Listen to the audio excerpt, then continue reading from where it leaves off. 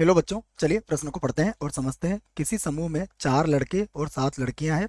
इनमें 5 सदस्यों वाली एक टीम किस प्रकार बनाई जा सकती है यदि टीम में कम से कम 3 लड़कियां हैं? ये हमें बताना है।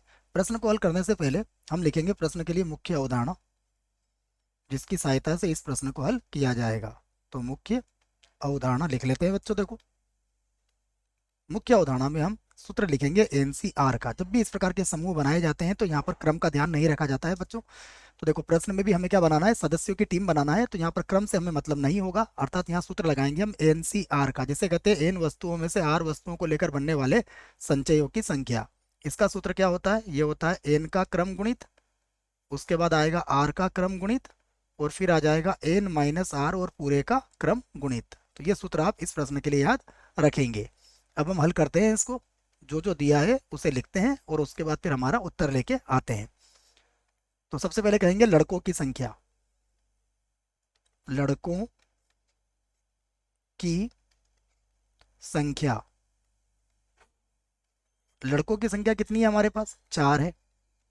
उसके बाद लड़कियों की संख्या, ये भी लिख लेते हैं। लड़कियों की संख्या। लड़कियों की संख्या कितनी हो गई? ये हो गई 7। उसके बाद सदस्यों की संख्या, तो आवश्यक सदस्यों की संख्या। आवश्यक सदस्यों की संख्या, देखिए ये क्या होगी? ये हमें दी गई है 5। टीम में हमें 5 सदस्य चाहिए। तो अब हम लिख सकते हैं, हमसे जो पूछा गया है कि कम से कम 3 लड़कियां हों, इस प्रकार की टीमें हमें बनाना है। तो हम लिख सकते हैं अभिष्ट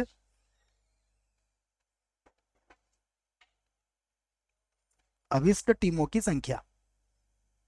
अभिष्ट टीमों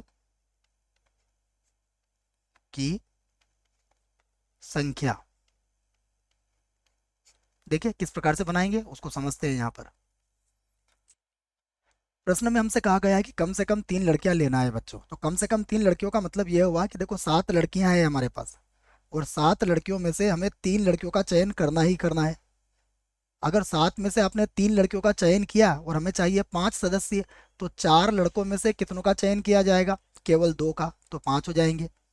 फिर प्लस, अगर आप 7 में से 4 लड़कियों का चयन करते हैं तो भी कर सकते, क्योंकि कम से कम 3 कहा गया है। तो फिर 4 में से आप केवल एक ही लड़के का चयन कर पाएंगे। एक और स्थिति बन सकती है कि आप 7 में से कितनी लड़कियों का चयन कर लें बच्चों? 5 लड़कियों का।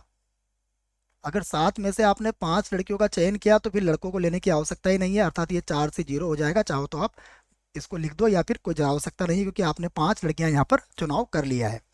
अब हम इसे हल कर लेते हैं। सूत्र मैंने लिख दिया है, ये होगा बराबर, यहाँ लगा देते हैं।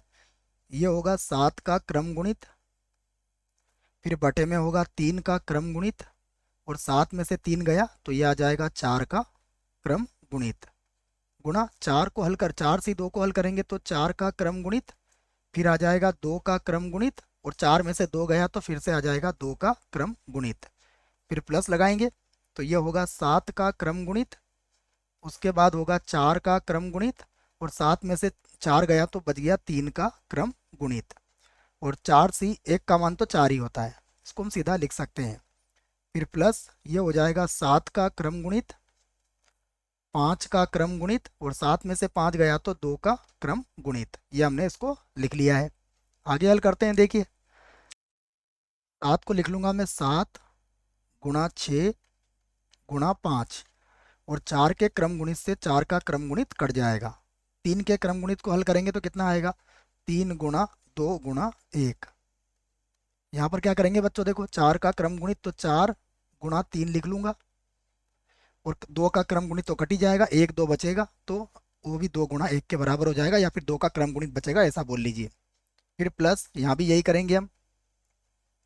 7 गुणा 6 गुणा 5, और 4 के क्रम गुणित से 4 का क्रम गुणित कट जाएगा। 3 का क्रम गुणित क्या होगा? 3 गुणा 2 गुणा 1, और गुणा में कितना है? 4। प्लस इसको भी हल कर लेंगे तो ये हो जाएगा 7 गुणा 6, 5 के क्रम गुणित से 5 का क्रम गुणित कट जाएगा, और 2 का क्रम गुणित होगा 2 गुणा 1। अब इसे और अच्छे से हल कर लेते हैं, जो जो कट रहा है उसे काट भी देते हैं। यहाँ पर अगर आप देखोगे तो 3 गुणा 2 6 से ये 6 कट जाएगा। यहाँ पर अगर आप देखोगे तो 3 गुणा 2 6 से ये भी 6 कट जाएगा। यहाँ से 2 से 6 कितनी बार कट जाएगा, ये कट जाएगा 3 बार। और भी देख लेते हैं, यहाँ पर अगर देखें ध्यान से तो ये 2 है, तो 2 से ये 4 भी कितनी बार कट जाएगा, ये भी कट जाएगा 2 बार। तो मेरे पास क्या बचा यहाँ पर, देखो लिख लेता हूँ इसको। देखो बच्चों, 7 को 3 से गुणा करोगे तो 21 आएगा, 5 को 2 से गुणा करोगे तो 10 आएगा, तो 21 को 10 से गुणा करोगे तो 210 आ जाएगा। अर्थात बराबर यहाँ तो कितना होगा, 210। इसको हल कर लिया हमने। यहाँ हल कर लेते हैं तो हमारे पास वही 5 चौक 20 होगा, 20 को अगर 7 से गुणा करोगे तो 140 आ जाएगा। तो यहाँ लिख लेते हैं प्लस 140। उसके बाद इसको हल करेंगे तो ये हमारे पास कितना था, 7, क्योंकि 2 से कट गया तो 7 या 21 बचा यहाँ पर, तो प्लस का हो गया यहाँ पर 21। अब इन्हें जोड़ लेते हैं, देखो तो ये हो जाएगा 350 प्लस 21। इसे भी अगर हल करेंगे तो ये हो जाएगा 1, 5 और 2 हो जाएगा 7, और यहाँ पर आ जाएगा 3। अर्थात यही हमारे प्रश्न का क्या होगा, उत्तर होगा। आशा करता हूँ बच्चों प्रश्न का उत्तर समझ में आया होगा। धन्यवाद।